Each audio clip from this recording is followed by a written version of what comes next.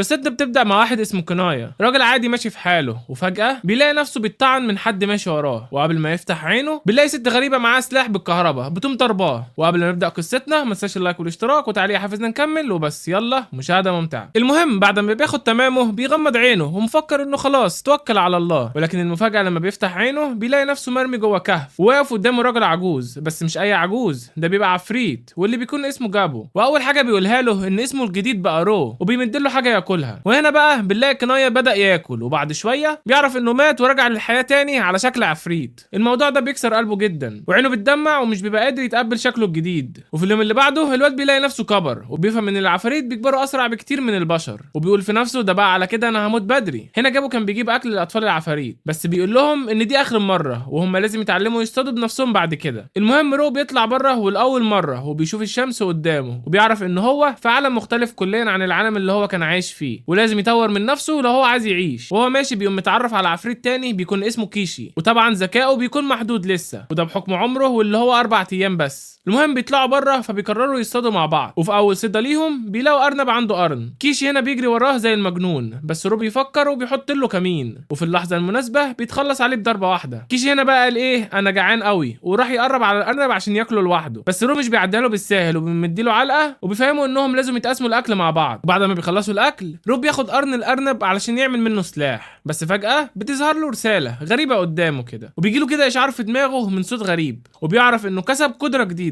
اسمها الهروب. هنا بقى بيستوعب انه كان محتفظ بحاجه نادره جدا من حياته القديمه، وهي قدره الامتصاص، ومعنى كده ان اي حاجه بياكلها يقدر يكسب مهاراتها، وده معناه انه مع الوقت ممكن يكون اقوى بكتير من اي حد في العالم الجديد ده. فبيرجعوا للكهف، واثناء ما كان رو قاعد هو وصاحبه بيلاقي بنت كده من الجوبلين بيكون اسمها ميو، فبتدخل عليهم وبتنبهر منهم جدا، وده لانهم عرفوا يصطادوا ارنب سحري وياكلوه، واللي هي عمرها ما ضايقته اصلا، فبيبان عليها معجبه بيهم جدا. فبيقول لها انت عاوزه ايه يا بنت الحلال؟ طب خلاص تعالي انضمي لينا في الصيد بتاع بكره، وبعدها كلي من اللي احنا هنصطاده. فبتوافق وهي فرحانه. في تاني يوم الجو بيشتي، فبيقرروا ياجلوا الموضوع الصيد، وبيجي رو بيدخل المخزن بتاعهم، وهناك بيعرف انهم بيستخدموا بنات البني ادمين عشان يتكسروا منهم، لكنه بيتجاهل الموضوع، وبيقوم واخد حجره كده صغيره علشان يصنع منها سلاح. جابو هنا بيقول له انه ملاحظ وهو عمال يتطور، وهو شكله كده هيبقى قائد لما يكبر، وانه يطور مستواه. فرو بيقول له هطور مستوايا؟ هو ايه ده؟ انا مش فاهم اي حاجه. فالعجوز وقتها بيقول له يخبط على راسه كده، بس رو برضه هو مش فاهم هو يقصد ايه. بعدها بيستوعب وبيشوف ان جابو في المستوى 86، فجابو بيشرح له ان العفاريت هنا لما بيوصلوا ليفل 100 بيتحولوا لهوموجوبلين، بس نادر جدا لما حد فيهم يوصل للمرحله دي عشان هم بيكبروا بسرعه وبيموتوا قبل ما يوصلوا للليفل ده. الصبح تاني يوم بقى الجو بيبطل شتاء، والجوبلين بقى بتجري عشان تصطاد، والمره دي بيحاولوا يصطادوا شويه تعابين، ورو طبعا بيخلص على اللي بيقرب منه وبيكسب القتال. وبعد ما بيصطادوا التعابين بيقعدوا ياكلوه، ورو بيتعلم اكتر عن قدراته وبيفكر انها هتنفعه قوي قدام. كيشي هنا بقى بيلاقي اكل التعبان ده حكايه، وبيسال لو ينفع ياكل راسه، بس رو بيحذره وبيقول له انها سامه ولو كلوها هيروحوا فيها على طول. بعدها بيكملوا الصيد وبيدخلوا بعدها في كهف كده بالصدفه، وفجاه في سرب من الخفافيش بيهجم عليهم. كيشي هنا بسرعه بيرفع الدراع بتاعه وبيحميهم، ورو برضه بيستخدم قدرته الجديده عشان يثبت الخفافيش دي، فبيقدروا يقتلوهم وبيستغلوا الفرصه دي ويخلصوا عليهم. وبعدها البطل بتاعنا بيقعد ياكلها، وبيجي له كده قدرات جديده، وبنلاقي من بعيد ان في مجموعه من العفاريت بيتفرجوا على رو وهو بياكل، وشكلهم كده كانوا جعانين. بيجي بالليل ورو كان نايم، وفجاه بيصحى وبيلاقي شويه عفاريت محاوطينه، فخاصيه البحث بتاعته بتشتغل وبتحسسه انه في خطر، فبيقوم بسرعه وبيقوم مديهم علقه التمام، بس بيقتل واحد بالغلط، وبيستوعب ان السلاح بتاعه كان فيه سم، والشخص اللي قتله بيقع في الارض على ساعتها. فرو بيحاول هنا يشرح لهم ان دي كانت غلطه، وانه لسه مش متحكم كويس في قدراته. فالعفاريت بتخاف اكتر منه، بس بنلاقي ميو بتفهم انهم كانوا ناويين يخلصوا على رو، فبتقوم ماسكه واحد منهم وبتخنقه. وبعدين في نص الغابه العيال بيروحوا على وحش كده، فبيقرروا يتعاونوا مع بعض علشان يقتلوه. ميو هنا بترمي عليه حجره حاده وبتقوم قاطعه صباعه، وكيشي بيقوم موقعه على الارض، ورو بيفنشه، واخيرا بيقدروا يخلصوا عليه، وبعدها بيقوموا قاعدين ياكلوه. وهنا بنلاقي رو بيكسب قدرات جديده، وبعد ما شبعوا بيقرروا ياخدوا شويه اكل للعفاريت اللي متربيه معاهم، لانهم كلهم كانوا محرومين وبيبقوا مش مصدقين خالص كميه الاكل دي. فالعفاريت بتفرح بالاكل وبتهجم عليه من كتر الجوع، بس في اللحظه دي رو هنا بيقف مع نفسه شويه وبيفكر وبيقول هو ليه بيعمل كده، لانه كان اناني قبل كده، فليه فجاه بقى مهتم يساعد غيره. وبيجي بالليل والكل بيبقى نايم في الكهف، ولما رو بينام بيحس بصوت غريب وبيساله وبيقول له لو هو عايز يتطور، بس رو هنا مش فارقه معاه الكلام ده، وكل اللي همه انه يرجع ينام، فبيضغط على نعم وخلاص من غير ما يفكر حتى. تاني يوم بقى بيصحى وبيحس ان جسمه متغير، فبيبص في انعكاسه وبيلاقي نفسه شبه صورته القديمه. مش بس كده، كيشي كمان بنلاقيه اتحول وبيبقى مصدوم. ميو بقى بتيجي بتشوفهم وبتتفاجئ وبتقول ان شكلهم بقى جامد جدا، وجابو برضه مش مصدق انهم قدروا يوصلوا للمستوى ده في اسبوعين بس. بس كيشي بيتحمس وبيبقى عايز يختبر قوته الجديده دي، فبعدها بيطلع بره هو ورو وبيتنافسوا سوا علشان يشوفوا مين فيهم الاقوى. وهما بيتنافسوا كيشي كان خلاص هيقضي على رو، بس رو بيوقعه على دماغه وهو بيقول له فوق يلا انا الكسبان. فبيعترف كيشي بالهزيمه وبيقول ان رو اقوى منه، بس رو هنا بيقول له ان هو اللي في الحقيقه اقوى من كده بكتير، وانه كسب بس عشان سرعته كانت اعلى منه مش اكتر. وفجاه بيسمع صوت ذئاب، فرو بيطلب من ميو انها تجهز القوس اللي صنعته علشان يختبر قدراتهم. وبالفعل كان في قطيع من شله الذئاب بتجري، وهنا بقى الذئاب شغالين ضرب في الوحوش وبيقتلوا اي حيوان بيقابلوه، ورو وفريقه هنا بيراقبوهم وعارفين ان اللحظه دي هتكون اختبار لقوتهم الجديده. ميو بقى بتشد القوس وبترمي سهم مسموم على قائد القطيع، ورو وكيشي بيشتغلوا ضرب فيهم من كل اتجاه وبيخلصوا عليهم. بعدها بيروحوا ياكلوا اللي هم عاوزينه، وطبعا بنلاقي رو بيكتسب مهاراتهم بالاضافه الى مهاره قياده القطيع، فبيقرر يجربها وبيقوم راجع على الكهف وبيدي اتباعه الاكل وبيقول لهم ياكلوا، وبيطلب منهم من النهارده انهم لازم يصطادوا نفس الكميه دي كل مره. العفاريت هنا بتبقى عارفه انهم لسه ضعاف، فبيطلبوا منه انه يعلمهم ازاي يصطادوا، فرو بيوافق وبيقول لهم انهم هيوريهم بنفسه. فبيلاحظ بعدها انهم بيسمعوا كلامه في كل حاجه بيقولها، وبيكتشف ان كل ده بسبب المهاره اللي هو اكتسبها. بيجي تاني يوم ورو بيلاقي كل البنات البشر اللي كانوا مخطوفين هنا قتلوا نفسهم بالسم، وده لانهم كانوا خايفين من الوحوش ديت. فبيزعل جدا وبعدها بيحرق الجثث بتاعتهم، وبيقف مع العجوز كده بيتكلموا عن الاحوال، وباين عليه انه مخنوق ومتضايق. وبيجي اليوم اللي بعده رو بيفضل يدرب العفاريت، وطول الايام اللي فاتت كان بياكل في وحوش كتير جدا لدرجه انه بقى عنده قدرات اكتر واكتر، ومستواه بيعلى بشكل مش طبيعي. وبيشوف مجموعه من الوحوش داخله عليهم فبيحسبهم تهديد عليهم، فبيجي يرفع السلاح، بس العجوز هنا بيقول له لا يا عم ما تقلقش، دول من قريتنا وكانوا بس بيصطادوا بره. فرو بينزل السلاح تاني، والرو والعفاريت الجداد بيرحبوا بيهم، وبعدها الكل بيتجمع، ووقتها بيعرفوا انهم جايبين معاهم شويه بنات وانهم ناويين يستخدموهم علشان يجيبوا جيل جديد من العفاريت. بس رو هنا بيعترض على الكلام ده، فبيروح لقائدهم واللي بيكون راجل كبير اسمه كين، وبيقوم قايل له دول تحت حمايتي. فالقائد هنا بيزعق له بيقول له انت مين يلا علشان تأمرني؟ لو ما ريحتش دلوقتي هكسرك. وقبل ما الدنيا تولع في بنتين بيجوا واللي بيكون اسمهم سيان وساتو، فبيدخلوا بيطلبوا منهم يهدوا لانهم مش عايزين حرب اهليه بين العفاريت. وساتو هنا بتقول لهم ان الحل بسيط قوي، كين ورو هيتقاتلوا سوا واللي هيكسب هو اللي هيكون زعيم القريه، والاتفاق كمان بيقول ان القتال هيكون من غير اسلحه. فرو بيوافق، وفي منتهى السهوله وفي اقل من ثانيه كان رو ربطه بخيط العنكبوت بتاعته واللي خلاه حتى ما يعرفش يتحرك. فالكل هنا بيعترض، فرو هنا بدا يشرح لهم ان الخيوط اللي هو استخدمها دي مش سلاح عشان جسمه بيعملها بطبيعته. وبعدها بيجي قدام الكل وبيعلن انه بقى القائد الجديد للقريه. هنا رجاله كين مش مبسوطين خالص بالكلام ده، وشكلهم كده مش هيسيبوا الموضوع يعدي بالساهل. بعدها رو بيقوم واخد البنات اللي كانوا اسرى وبيدخلهم المخزن، وبيقول لهم من النهارده مفيش حد هيقرب لكم، انتوا في امان هنا. ومش بس كده، كمان في المستقبل لو لقى الدنيا سالكه هيوديهم اقرب قريه بشريه في اسرع وقت ممكن. ففي بنت منهم بتقول له ان اسمها ريبيليا، وبتبص له وبتساله هو انت عايز مننا ايه؟ فرو بيرد عليها وبيقول لها ولا اي حاجه، عايزكم بس تحكوا لي شويه عن البشر. فبيبداوا البنات يحكوا له ازاي هم اتخطفوا بعد ما الوحوش دول قتلوا كل الرجاله اللي كانوا بيحموهم، وبتقول انهم بعد ما خلصوا عليهم ربطوهم وجم هنا زي ما انت شفت كده الموقف كان عامل ازاي، وبيبداوا يعيطوا من الوجع والصدمه اللي هم فيها. فرو بيقرر يسيبهم شويه ويمشي وهو زعلان على حالهم. وبعد مرور يومين رو بقى بيهتم بيهم اكتر وبيجيب لهم اكل، بس لاحظ انهم اتاقلموا بسرعه والضحكه بترجع على وشوشهم، وبيعرف انهم فعلا مختلفين عن العفاريت لانهم مش بيتطوروا زيهم. بيعرفوه بعدها بقى بقدراتهم وبيقولوا له ان البنت دي بتشتغل محاربه، اما البنتين دول طباخين وديت كيميائيه. وعرف ان ام شعر احمر ملهاش اي لازمه اللي هي ريبليه واللي بتكون محاربه مبتدئه، فبيبدا يفكر انه ممكن يدربها مع العفاريت عشان تبقى اقوى، وقال لهم تمام. في المعسكر بقى العفاريت كانوا بيتمرنوا،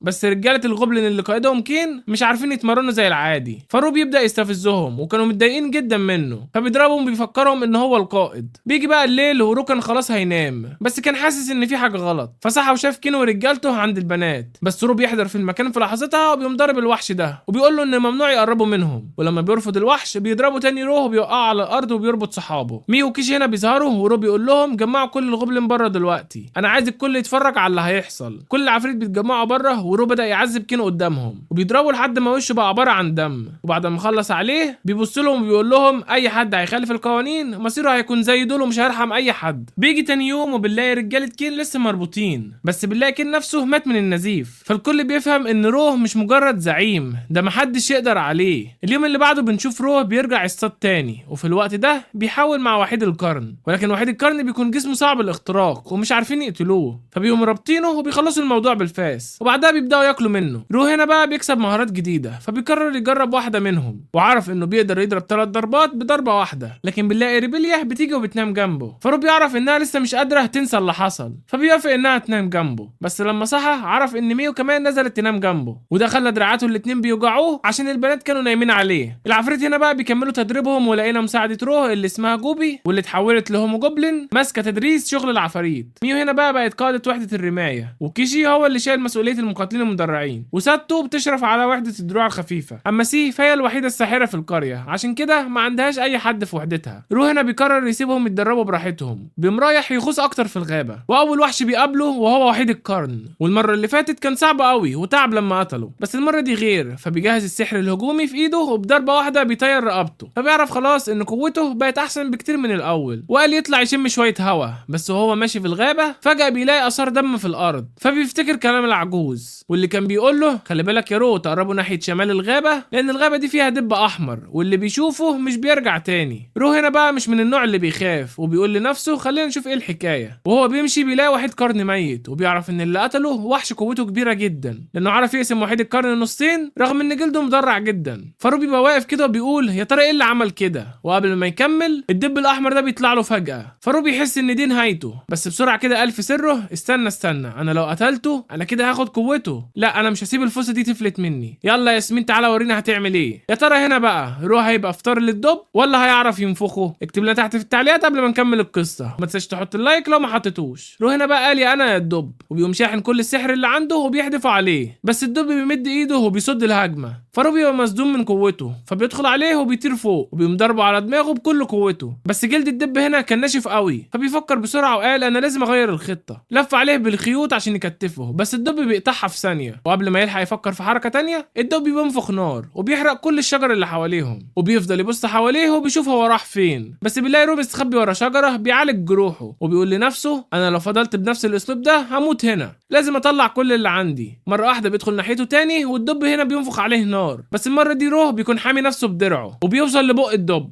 لكن الدب هنا بيزقه بكل قوته وبيقوم خبطه في الشجره. فروح حس ان عظمه اتكسر ومش بيقدر يتحرك، بس لاحظ ان الدب مش هيقدر ينفخ نار تاني لان السيف بقى في بقه، فبيقول دي فرصتي يلا يا انا يا انت، وبيقوم مطلع السلاح التاني وبيدخل عليه وبيخاطر بحياته. فالدب هنا بيضربه ضربه بتقطع دراعه، بس روح هنا قدر يقتله اخيرا، وعلشان كده ضحى بدراعه في الهجوم ده، ولقى في المقابل انه بيقدر يكتسب قدرات الدب ده. بعد كده النظام بيقوم باعت له رساله بتقول له انه وصل لاعلى ليفل، وساله لو كان عايز يتطور اكتر ويبقى اوجر، فمن غير تفكير بيختار نعم. وبعدها لما بيفوق اول حاجه عملها انه اكل راس الدب، وده خلاه يكتسب مهارات اكتر. بس لاحظ حاجه ان السكينه بتاعته بقت اصغر، ففهم ان السبب هو انه بقى اوجر وجسمه بقى اكبر. رجع روح على القريه، بس العفاريت قالوا مين ده وافتكروه حد غريب وبيشكل تهديد عليهم، بس قال لهم ان هو رو. وميو هنا فهمت الموضوع وبتقوم رازعاه شلوط وبتقول له انت كنت فين، بس اللي حصل انها وجعت نفسها بدل ما توجعه هو، وبتقول له انها كانت قلقانه عليه. فبصت على دراعه وسالته ايه اللي حصل، فرو بدا يحكي لهم كل حاجه. والعجوز كمان لما بيشوفه ما بيكونش مصدق نفسه وبيقول له انت ازاي عملتها يا ابني، ده انت كده اسرع واحد يتطور في العالم. وبداوا يسالوه اسئله وكان مبسوط قوي انه قدر يرجع حي. ميو وربليا هنا بيروحوا معاه، والبنات التانية لما بيشوفوه بيترعبوا من الخوف، بس بعد شويه بيعرفوا انه رو. وفي واحده من البنات واللي بيكون اسمها ايمري شافت سلاحه وكان باين عليه انه متكسر من كتر الاستخدام، فقالت له انها عملت له سكينه من حجر الروح. فرو اتبسط بيها قوي، بس ميو وربليا اتنرفزوا شويه وباين عليهم غيرانين. بعد كده روح كان قاعد مع التوأم وبيتفاجئ من مدى تأقلمهم السريع مع المكان، وقال لهم انهم هيبقوا زوجات ممتازين، وبتقوم ضربها علشان فكرته دي. بيروح بعد كده للسبينل الكيميائيه وبيعرف انها عامله سم، فبتحس بالزعل، بس قالت له انها كانت عاملاها علشان تدافع بيها عن نفسها. فرو بيطمنها وبيقول لها مفيش مشكله ومفيش فايده برضه، وبنلاقي ميو وربليا قاعدين غيرانين. بنيجي وبنشوف في الايام اللي بعد كده ما عادش حد يرضى يتدرب مع رو، وده علشان قوته بقت جامده جدا عليهم ومحدش قادر عليه. ده حتى كيشي صاحبه اللي كان على طول بيبقوا سوا بقى متضايق من نفسه عشان ما عادش بقى منافس ليه، وبقى بيطلع كل يوم على الغابه لوحده بيتدرب. وبعدين ساتو وميو كانوا بيقضوا وقت مع بعض، وجوبي كانت مشغوله انها بتدور على احجار الروح. فروق قعد مع سي وكان فرحان انه اكل سلايم عشان كده لسه بيقدر يستخدم دراعه، وحتى لو ما كانش زي الاول. في اليوم اللي بعده جوبي كانت معاه روح مصابه وبتقوم جاريه على روح وبتقول له الحق يا قائد. فرو بيعالجها، وبعد ما فاقت قدمت نفسها وقالت ان اسمها لاتانا وشكرتهم، وبتشرح لهم انها اتهاجمت من البشر. فرو بيعرف ان ده اكيد عشان الجوهره اللي فوق راسها واللي بيقولوا ان قيمتها مليار ذهب. لاتانا هنا طلبت مساعدتهم عشان يخلصوها من البشر دول، وشرحت لهم ان سيدها كان ساحر اسطوري وانه عملها عشان تحرس المقبره بتاعته، وشرحت كمان كمان ان سيدها كان بيكره البشر، فروبي قرر يروح يشوف الموضوع بنفسه. فريبلي هنا بتبص له بقلق، فبيقول لهم انه مش ناوي يقتل البشر وانه بس هيحاول يقنعهم. وبالفعل روبي يروح على البشر اللي في المقبره وطلب من جوبي تستخبى، وبعد كده بيروح لوحده عشان يقابل البشر. ولما بيشوفوه بيتفاجئوا انه اجر، وفجاه بيهجموا عليه. بس رو هنا بيقول لهم يلا كده يا شاطر كل واحد ياخد صاحبه في ايده ويمشي، علشان المقبره ديت خلاص بقت بتاعتنا وانا مش عاوز ازعلكم. فواحد فيهم اتعصب وقال له تزعل مين ياض انت؟ ده انت حته غول معفن وهخلص عليك دلوقتي. فرو بيسد سيفه وبيقول له ان قدره الاختفاء دي مش هتنفع عليا، ويلا يا شاطر بقى امشي من هنا علشان انا مش بحب اعيد الكلام. بس البشر اصروا ومردوش يمشوا، فواحد منهم بيرمي عليه تعويذه البرق. ورو هنا بدا يتعصب جدا وده خلاه يفقد السيطره، فبيقرر ياكلهم كلهم. وبعد ما اكلهم قدر يتعلم كل شغلهم على طول. وبعدها بيقوم لاقي شنطه سحريه وخاتم اختفاء، وبعد ما بياكلها بيكتسب قدره صندوق الاغراض البعدي. وبتقوم جايه بقى الجنيه هنا وبتاخده للمكان اللي فيه سيدها فليفت، وطبعا شكرته على مساعدته. وبتقوم مختفيه وبتسيب الجوهره بتاعتها. وبعد ما رو اكل الجوهره بيكتسب قدره القانون الذهبي، وبفضل قدره الصندوق اللي اكتسبها قدر ياخد كل الكنز اللي في المكان. بس الغريب ان رو بيقرر انه ما يسيبش الجثه وبيقرر يحرقها تكريما ليه. وبعد ما حرقها بيقع قفاز منها، فلما بيجي يحطه في ايده بيمسك في ايده بشكل غريب جدا وبتتشكل على دراعه التاني، واصحابه بيبان عليهم منبهرين جدا. بعد كده بيرجع وبيفحص العناصر اللي جمعها واكتشف انها مش بس قويه، دي اقوى بكتير مما كان متخيل. في النهايه قرر يشاركهم مع العفاريت الهوبو جوبلين. كل العفاريت قدروا يجددوا قوتهم عشان اللي حصل. وروه كمل مغامرته في الغابه وفكر في فكره جديده، وهو انه هيكتشف اماكن اكتر ويحارب اعداء اكتر واقوى. روه هنا كان لسه في مغامرته المجنونه في الغابه،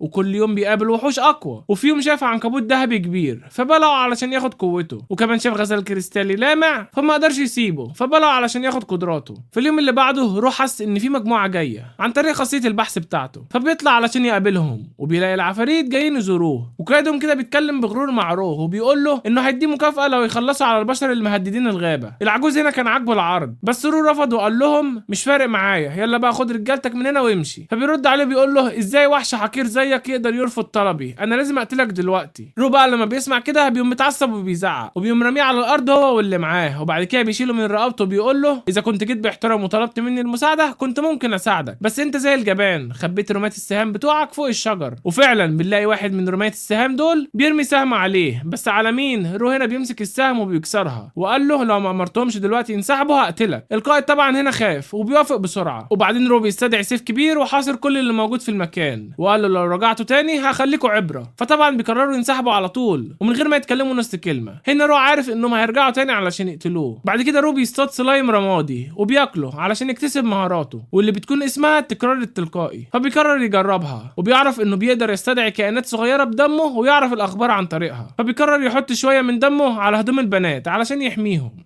وبعد كام يوم بنلاقي الالفز بيكونوا جايين، فبيجهز رو نفسه عشان يقتلهم. واول ما بيوصلوا على اول الكهف رو بيزعق بصوت الدب العملاق اللي اكتسبه، وبعدها بيطلع عليهم ويبهدلهم كلهم بشبكته بالخيوط العنكبوت وبيربيهم في ثواني طبعا. فرو بيساله ليه رجعتوا تاني انت عبيط؟ فاعترف انه جاي ينتقم، بس رو بيقرر يديهم فرصه تانية وخلاهم ياخدوا معارك مع العفاريت عشان يحددوا مين هيعيش. ولما 6 منهم بيخسروا رو بياكلهم عشان ياخد مهاراتهم، وبياخد بعدها جزء من البنات يحبسهم، وده علشان يشغلهم جوه الكهف مع باقي البنات البشر. وبعدها بيخلص اليوم. وبعد كده كيشي كان في الغابة بيصطاد وحوش وبيهزم دب، وبنلاقيه وصل لأعلى مستوى واللي هو 100، فبيرجع الكهف وكلهم مش بيصدقوا انه اترقى. بس هنا رو كان مبسوط قوي عشان بقى زيه وبيقول له تعالى نختبر قوتك بره. فبيطلعوا وكان متوقع انه يقدر يوازي قوة رو، وفعلا بيبدأوا القتال وقوة كيشي فعلا بقت اقوى. القتال هنا كان صعب شوية على رو، بس في الاخر قدر يثبت انه هو الاقوى، ورغم كده اعترف بقوة كيشي واعتبره منافس ليه. رو بقى دخل الكهف وفجأة ظهر له كائن اسود وبيديله هدية وقال له انه لازم يقبلها، بس بيصحى من النوم وبيعرف ان ده حلم.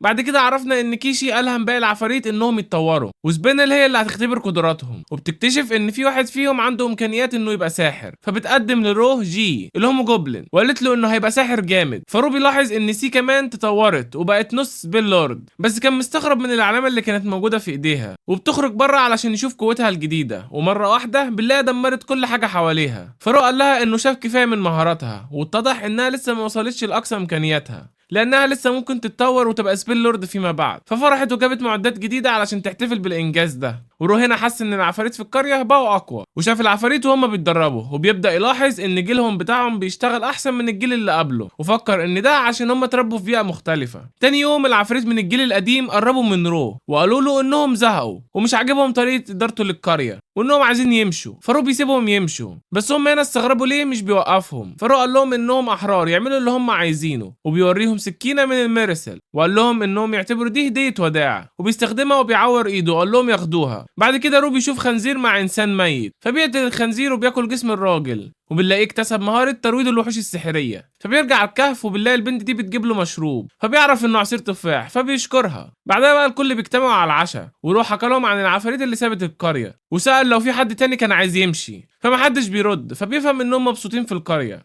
وبعد العشاء رو بيستخدم دمه عشان يعمل حلقان، وكان ناوي يستخدمها للتواصل مع الباقيين، فبيخلي الكل يلبسها. هنا بنلاقي جوبي قدرت تهزم وحيد القرن بضربة واحدة بس، فرو بيلاحظ انه لسه عايش، فبيقرر يستخدم القدره اللي هو اخدها من الراجل وهي ترويض الوحوش. فوحيد القرن بيقوم تاني، فرو فهم ان القدره دي مفيده جدا، فبيقرر يستخدمها عشان يروض المخلوقات التانيه، وفكر انهم ممكن يحموا البنات علشان لو حصل اي حاجه كده ولا كده. رو بقى بيروض مجموعه من وحوش الكوبلت، وبيخلي واحد منهم يتدرب مع البنت اللي شعرها احمر علشان طاقتها تزيد اكتر، لان قوتها كانت ضعيفه جدا ومش قادره على الوحش. وهي لسه بتاكل فجاه بتحس ان في حاجه غريبه، واكتشفت انها لازم تاكل اكل الوحوش دي علشان طاقتها تظهر وتتطور. وفضلت تصطاد الوحوش، وكانت فرحانه جدا انها بتتطور بسرعه. والقوه الجديده اللي اخدتها اسمها جند النوار، ودي اللي بتخليها تلفل بسرعه، بس لازم تفضل تاكل وحوش عشان تتطور اكتر. واثناء ما كانوا في الكهف جيو قال لرو انه بيحس بوحوش كتيره جدا داخلين عليهم، والظاهر كده انهم مجموعه الكوبل، فبيلاحظ انهم كمان مستهدفين، فبيجروا ناحيه الكهف وبيكون وراهم جيش هياكل عظميه. فرو طلب من رجالته انهم يواجهوا الهياكل،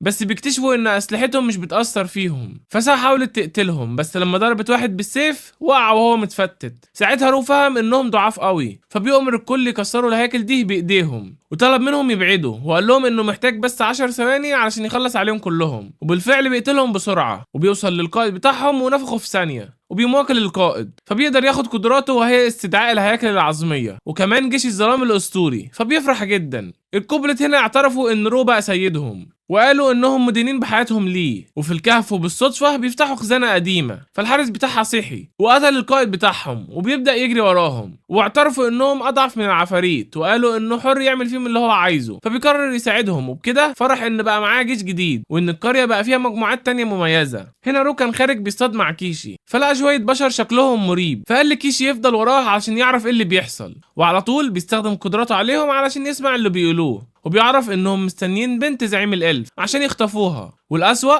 ان في واحد من الالف بايعهم وسرب المعلومات دي عن الميعاد اللي هم هيعدوا فيه دلوقتي. استنوا بقى لحد بالليل، والبنت عدت مع حراسها، وفجأة البشر بينزلوا قتل في كل الالف اللي حواليها ومش راحمين اي حد، بس رو بينزل عليهم وبيربطهم كلهم وبياكلهم، بس ساب فيهم واحد. والبنت هنا لما فاقت لقت رو قدامها وبدأت تصوت، وفاكره ان هو كمان عايز يخطفها، ولكنه طنشها وقال لها انها تهدى بدل ما يسيبها في الغابه لوحدها. ولما عرفت انه ما يحاولش ينقذ حراسها بتتعصب عليه وبتتهمه انه معدوم الرحمه، لكنه بيرد عليها ببرود وبيقول لها مش شغلانتنا مشاكل البشر، وبعدين انتوا عندكم خاين وسطكم، روحي دوري عليه الاول بدل العياط اللي انت فيه ده. البنت هنا بدأت طموحها تنزل، لكنه بيتجاهلها تماما وقال لها انها تنام وتريح نفسها. الصبح رو قرر يوصلها لقريتها وبيسألها عن جناحاتها، فبتقول له انها هاي الف، فعشان كده شكلها مختلف عن باقي قومها. وبعدها بيقربوا من قرية الالفز، ورو بيحس ان في رماية سهام، وفعلا الجنود كلهم محاصرين ورافعين عليهم السهام، بس الامير هنا بتزعل الجنود ديت كلها وبتخليه ينزلوا السلاح، وبتقول لهم انه انقذني عشان كنت هتخطف. وفعلا بتاخدهم وبتوصل على مكان الملك، واللي بيفرح جدا ان بنته بخير، فبيشكرهم انهم انقذوها، وبيقوم مديه هديه كمان قيمتها عاليه جدا، فبيسلمها الروح مقابل انقاذ بنته. بس رو بقى بيعرفوا ان هو عنده معلومات مهمه بشأن هجوم البشر على الملك، ففرح الملك بالمعلومات دي جدا وبيديله هدايا قيمه قوي، وده علشان هو انقذ بنته طبعا، وبيديله حاجات كده هم صانعينها. وبتنشأ بعدها صداقه ما بين الملك ورو، وطبعا بيقول له في اي وقت لو احتجت اي حاجه ابقى ابعت لي وما تقلقش، يعني هنفذ المطلوب. ملك الالف بقى هنا بيقول له يا عم حلو، بس انا عندي سؤال واحد. كان في مجموعه من المحاربين عندنا اختفوا من فتره ومش عارفين مكانهم فين، هل تعرف مكانهم؟ فارو بيفتكر ان هو خلص على المحاربين دول وبيقلق شويه كده، وبيقول له لا ما اعرفش حاجه عنهم خالص، انا اعرف مكانهم ازاي؟ فالملك بيقول له خلاص انا هبقى اعرف هم فين، وقال له تمام، وبعدها مشي. تاني يوم الصبح رو بيروح يصحي ميو، لكنه بيلاقيها اتطورت لفصيله جديده اسمها دامبير بفضل البركه اللي اخدتها من سيد الجليد. وبقت تقدر تتحكم في الجليد بكميات كبيرة، وعينها هنا بقى ليها تأثير يخلي الأعداء يهاجموا بعض من غير ما يحسوا. جوبي كمان اتطورت وبقت نص سيد الارض، وبقى عندها قدره بتتحكم في التضاريس وبتكشف الاعداء بسهوله، ده غير ان قوتها البدنيه زادت بشكل واضح. اما ساتو بقى فبقت نص سيد الدم، وبقى عندها قدره بتسيطر على الدم وبتستخدمه كاسلحه في القتال. وسنوم الاغر، وده يعني النوع الثالث المتطور، وبتظهر بقى ما بينهم انواع مختلفه وحاجات اخر فخامه. وبعد مرور شويه وقت مع اقتراب الحرب، روبي قرر يستغل كل الموجودين اللي عنده، وبيموزع اجهزه التواصل على الكوبلت. لكن الالف هنا بيرفضوا ياخدوها لان عندهم تقاليد بتحرم اي حاجه تلمس ودانهم. فروبي قضى الليله كامله بيحاول يقنعهم لحد ما بيوافقوا. بعدها بقى وبعد مرور شويه وقت، رو بقى بيتحكم في الجيش العظمي بالكامل، لكنه اتفاجئ انه كان اسود وعليه درع، وده معناه انه نادر جدا. فبيقسمهم لثلاث اقسام، وبيخلي كل واحد من الهياكل يتدربوا مع الالف. وهنا رو برضه بيكتشف انه بيقدر يستدعي انواع مختلفه من الهياكل، لكن في مشكله، اي حد فيهم بيتعرض للشمس بيبدا يتحلل على طول. دلوقتي بقى عددهم اكتر من 100، فرو لاحظ ان الكوبلت هم الاضعف في المجموعه، فبيقرر ياخدهم لتدريب اضافي، واستغل الفرصه دي علشان يصطاد ذئاب جديده يضيفها لجيشه. بيجي بقى بالليل، والبنت اللي اسمها داتو، واللي هي بتكون حداده بتعمل اسلحه كتير لرو، وكمان بتوزعها على الجنود، حاجه كده رايقه يعني. فبيلاقي انها بتعمل له سلاح بدل اللي اتكسر منه في قتاله مع الدب العملاق، وإمري قدرت تحسنه باستخدام الموارد الجديده اللي اخدوها من الالف. فرو بينبهر بشغلها، وبيعرف انها كمان رتبتها زادت وبقت حداده عنصريه. ومهم بقى، واثناء ما كان رو في الغابه، صاحبه كيشي بيجي يقعده معاه بالعافيه، وبيبان عليه محروق، وبيقول له بصراحه كده يا عم رو، البنت جوبي مش عاوزه تطلع من راسي، وانا عاوز اتجوزها. فرو بيقول له طب ما تتجوزها يا عم، انا مال اهلي انا. فكيشي بعدها بيقعده تاني بالعافيه، وبيقول له انت صاحبي الوحيد ولازم تساعدني اعترف لها بمشاعري. فرو بيقول له خلاص يا عم هساعدك. وبعدها بيروح لجوبي وبيقول لها تجمعهم بالليل عشان كيشي عايزك في حاجه مهمه. بالليل بقى كيشي بيعترف بمشاعره، وكان واقف كده محروق على الاخر، بس البنت برضه بتشاركه نفس الشعور، والدنيا كانت زي الفل. بعدها بقى تاني يوم كيشي بيفرح جدا، والحماس بياخده وبيمسك رو بيضربه، وبيبقى متحمس على الاخر وفرحان علشان البنت كمان طلعت بتحبه. وبنعرف وقتها ان جوبي كانت بتسأل ميو عن نصيحة، فعشان كده رو عرف انها بتحبه برضه. بعد التدريب المجموعه بتخرج للصيد، ورو بيكتسب قدرات جديده، وقال يجرب قدره الهيكل الخارجي، واللي بتغطي جسمه كله بدرع كامل عند التفعيل. الدرع ده بيتميز بقدرات زي امتصاص الصدمات والتجدد التلقائي، لكن رو بيحس ان شكله بقى مبالغ فيه. بعدها بيقرر يجرب المهاره تاني بمواد مختلفه، فبيكتسب القدره على الطيران، لكنه بيواجه صعوبه في التعود عليها. وفي الوقت ده باقي المجموعه بتستمر في تطوير مهاراتها، ومن هنا بتصمم نشاب سريع الاطلاق. بينما بقى سبينل بتبتكر اداه جديده بتستخدم الهيكل العظميه السوداء، وبتستمر بقى الحياه على الحال ده كل يوم، لحد ما في يوم مجموعه من الالف راحت على الكهف عشان طبعا المصلحه. ايوه هم جايين علشان البشر بيهاجموا على قريتهم ومحتاجين المساعده. فرو برضه عارف انهم كانوا هيجوا علشان المصلحه بتاعتهم دي، وبيعرضوا عليه مكافاه كبيره لو وافق يساعدهم، بس المره دي بيشترط انه يشتغل بحريه تامه، وبيديهم جهاز للتواصل عشان يوصلوا لزعيمهم. بعدها بقى رو بيجمع الكل وبيعلن انهم هيبقوا مجموعه مرتزقه، فسي بتساله عن الاسم، فرو بيقرر يسميهم باربليوم، وبيشرح ان معناها استعدوا للحرب. الكل بيتحمس وبيبقوا مستعدين يدخلوا المعركه. بيجي بقى بالليل، ورو بيقود مجموعته ناحيه معسكر البشر، وفعلا البشر كانوا عاملين حاجز علشان يمنعوا الوحوش انهم يدخلوا. سينا بتدرك انهم مش هيعرفوا يعدوا منه، فبتقترح انهم يدمروا الحاجز الاول، ورو بيطلب من الكل انهم ياخدوا اماكنهم، وبعدها بيستخدم القفاز بتاعه علشان يعمل ضربه قويه بتحطم الحاجز في ضربه واحده. البشر بقى بيبداوا يهلعوا هنا، وبيخلي كل اللي معاه يشتغلوا ضرب فيهم. الجيش حتى ما لحقش يبص جنبه، وبيلاقي الضربات عليه من كل اتجاه، شمال يمين وفوق وتحت، بياكلوا على دماغهم من الاخر، والبشر ما كانوش قادرين عليهم حرفيا. واول ما تيريس بتلاحظ ان رو هو اللي بيستدعي الهياكل العظميه، بتؤمر جنودها انهم يركزوا عليه، وواحد من السحرة بتوعها بيضرب قنابل، وده بيفتح لها فرصه انها تهاجم بسرعه، وبيستخدم تعويذه بتخلي حركتها سريعه جدا بشكل مش طبيعي، فبتتقرب من رو في لحظات. فرو بينبهر بمهاراتها جدا، وبيعرف انها محاربه ممتازه، لكن بمجرد ما بتوصل له بتحاول تخلص عليه. بس على مين؟ ده رو من الجامدين، بيرجعها مكانها من غير ما يتحرك، وبيعترف بموهبتها، وبيقول لها انه عايزه تنضم لمجموعته، بس هي بترفض وبتقول له عايز مين؟ انت لو عايزني واجهني الاول. فقال لا اذا كان كده يبقى اتفقنا ننزل على الارض، وبيأمر اصحابه انهم يخلصوا على البشر اللي مالهمش لازمه. فميو هنا بتستعمل قوتها وبتخلي الجنود يقتلوا في بعض، وساتو بتستخدم دمهم علشان تعمل بيها اسلحه. الجيش البشري كله عمال يموت، وما عادش غير شويه بس هم اللي عايشين، والبنت ديت قعدت تعافر علشان تقتل رو، بس طبعا مش عارفه